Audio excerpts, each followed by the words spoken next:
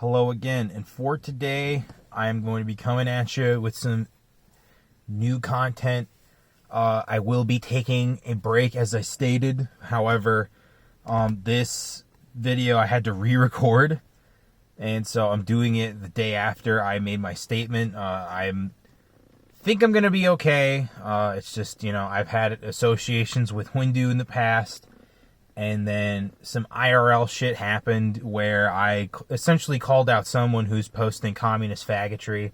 And now they went directly to my parents and tried to intimidate me. So I have to calm down entirely on the IRL front and then just take a week break here. And I think I'll be okay. But while the topic is still hot, while people are still kind of talking about it, I did want to get to the political conventions. Now, the title states it very clearly. I think the political conventions this year were quite useless. I think the fact that they were not live really hurt them, because already these conventions are kind of just attempts to rally the base, and I don't know really if the RNC has been rallied as a result of this. However, I'll get into that. I'll get into the appeal to moderates that the RNC as a committee seems to be doing. And before we get to all that, we should probably start off with the earlier event, which is the Democratic National Convention, not committee. And just to state that it was predictably cringe. I mean, this had to be the single cringiest convention. I mean, this shit was fucking worse than, what was it, Clint Eastwood talking to that empty chair in 2012 at the RNC. Oh my fucking God, this goddamn convention was a disaster. I mean, the funniest moment, best moment I probably would have to say is when AOC endorsed Bernie Sanders. Like, she totally wasn't going to do that. Even though it was funny when she did abandon him midway through the fucking primaries. I mean, that girl is just loco, and we all need to call it out as such, That old Thomas Sowell quote about not being fooled by big socialist titties, that they're meant to hypnotize and enslave your ass, is still true to this day. I'm looking at you, Ashley Coffin. Fucking show up in my DMs, bitch. Anywho, so yeah, I think probably the worst moment specifically, if I had to pin it down, other than Joe Biden's terrible no policy speech, was the Billy Porter, Stephen Stills rendition of that one 60s, 70s song that's in every Vietnam War movie. But I mean, the thing that made it so ridiculous is that you could take that cover and cut to the riots and it would totally work. I mean, it's just so mind-blowing that they picked A, that song, and B, this fucking, again, Billy Porter, this fucking flamboyant homosexual who is normally in a dress, but this time he's in some kind of freak outfit that isn't a dress for a man. And it's just parading vacuousness. He's really got nothing to say, and what kind of context can be drawn from this performance is not good for the Democratic Party. And so I think that really states all I wanted to talk about with the DNC. The RNC. Getting to them. I think it was slightly underwhelming. A lot of people are saying that it's really good, and the fact that it did rate 6 times higher on C-SPAN's viewing demographics was a great thing. But at the same time, I am not a fan of all of the really bad political actors that were chosen for this fucking convention. Nikki Haley should not be leading the RNC. She should be leading people to their fucking seats. She is terrible. If that is the future of the Republican Party, count me. And I think I could say with enough fairness, the entire dissident right out of fucking 2024's nomination of fucking Nikki Haley, bro. Tim Scott's another bad one, but I don't know enough about him, so he doesn't piss me off like he pisses off people like Michelle Malkin. Kimberly Guilfoyle, however, was really bad. I mean, oh my God. That woman is a fucking idiot of, like, epic proportions. The Don Jr. moment about defending the George Floyd narrative. Again, like, are you brain dead? Because you seem to be a brain dead boomer, Don Jr. Your brother Eric seems to be the Trump that has his shit together in the adults category. And the only fucking Trump I would vote for as president would probably be Barron. Barron is based. But, enough of that. Let's talk about the good moments. I thought of the political actors, Matt Gaetz had the best speech. It did hit home. It did hit on all the important points about how the left is fucking this country up. And he was quick, he was concise, he was clean, and yeah, not much more needs to be said. However, I did just realize I forgot to talk about Charlie Kirk opening the fucking RNC and how ridiculous that was. I mean, good God, like, he is going to turn into Pops when he's older, man. It's just so funny. And then, like, again, just empty, useless platitudes about how he is leading a youth conservative movement. That is a fucking lie, and everyone knows it. I mean, Turning Point USA is primarily funded by boomers anyway. So it was just mind-blowing to see him, you know, pull that shit out of his ass. And it was also very cute and very funny to watch Tucker Carlson immediately cut away from him when he walked on the stage. That was epic. Okay, that was really epic, folks. And so the other good people. I would say a lot of the average people that were picked to speak at this event nailed it. The Maximo Alvarez speech, I think, might help Trump to win Florida because of Maximo Alvarez's warning about communism and how fucked up it is that the left is just openly embracing communism, and that he sees the signs that led to the downfall of Cuba. You know, saying something as strong as "my country is dead." You know, it's just like, Jesus, even my grandparents don't admit that bullshit, dude. Fuck, man. The one that I didn't mention the first time I recorded this was the McCloskeys. I forget their first names, but picking them to speak at this event was a great last minute addition, probably because they were probably not slotted whatsoever. And to get them to not only come over to the other political party, because as we all know, they did say that they endorsed Black Lives Matter, but because of the actions of Black Lives Matter, they have effectively flipped.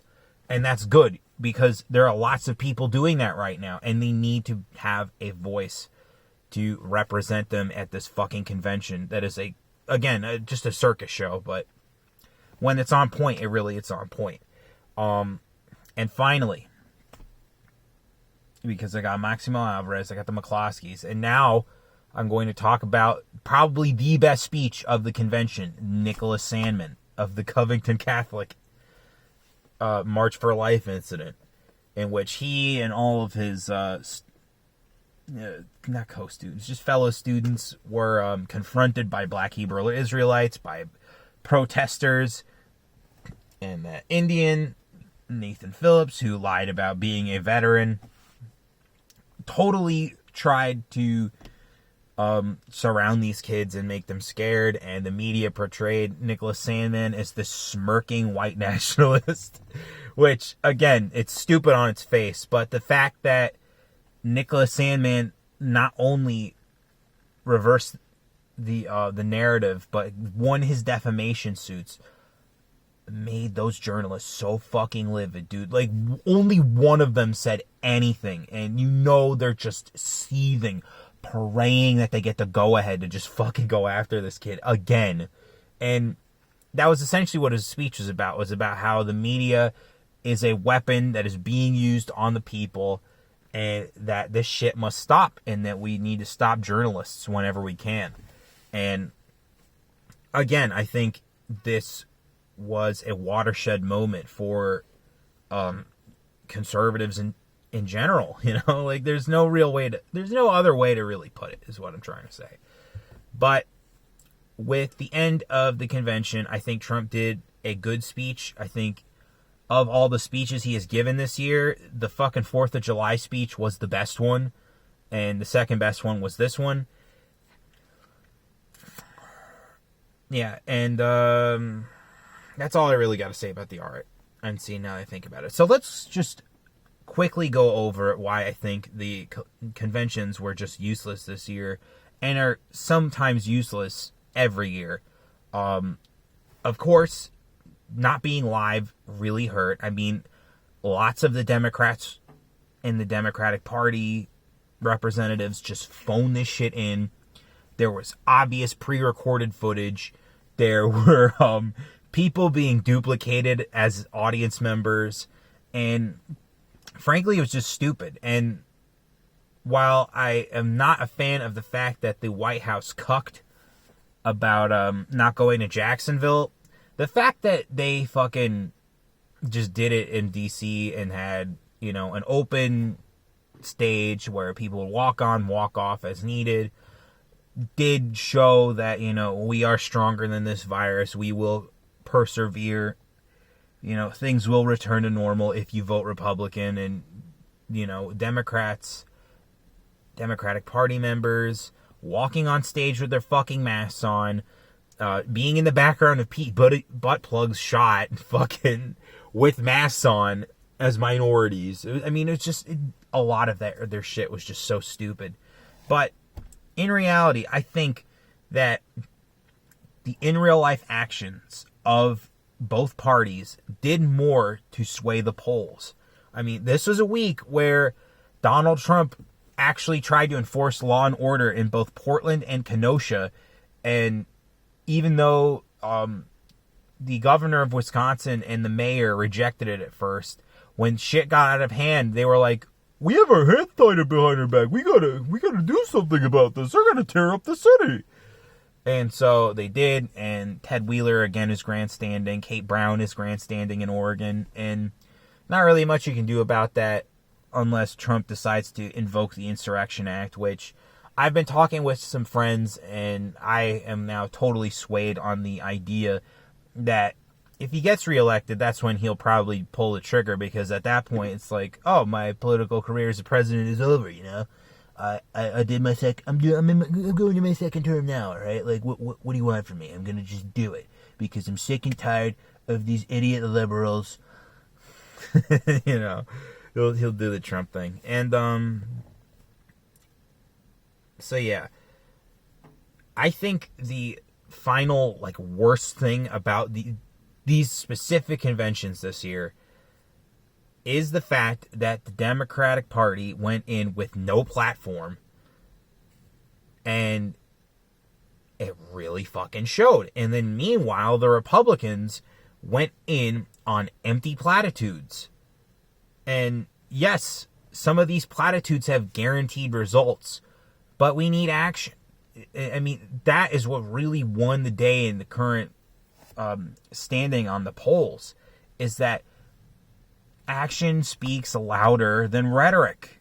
And the more Trump does, the more positively lots of people favor him. And so to just sit there and virtue signal about fucking, or low unemployment rates for blacks, Hispanics, women, like most of these conservative people do, they don't realize that that's not a winning strategy. And if they pick Nikki Haley to lead as a presidential candidate, they're going to fucking suffer the wrath of fucking unending leftism. And I know none of them want that. But they're so incompetent that they'll do it anyway. And so, in conclusion, I think that really summarizes a lot of my thoughts and observations on what's been going on with these political conventions. I mean, in years past, they were live, there were people gathered, and they did rally up the base, but they don't really do much beyond that. And going forward, I would like to see them do more with these conventions, and, really understanding the issues of why people are wanting to vote for this party or that party. And you know, until people are actually smart and read books about politics, we're not really going to have that kind of world. But, you know, if we're paying tax money to these fucking crooks to be smart political actors, and then they should have the acumen to inform the public on why they should be voted in again. You know, the bureaucrat is always looking out for themselves, and at some point, the bureaucrat has to explain to people why it's worth keeping their job, because at the rate we're fucking going, man, that shit's going to disappear. So, to both parties, to the Democratic Party, if you do not get your shit together, and to the Republican Party, if you think that neoconservatism is still the way to go, well, you better tread lightly, because you will both be burned by your stupid decisions.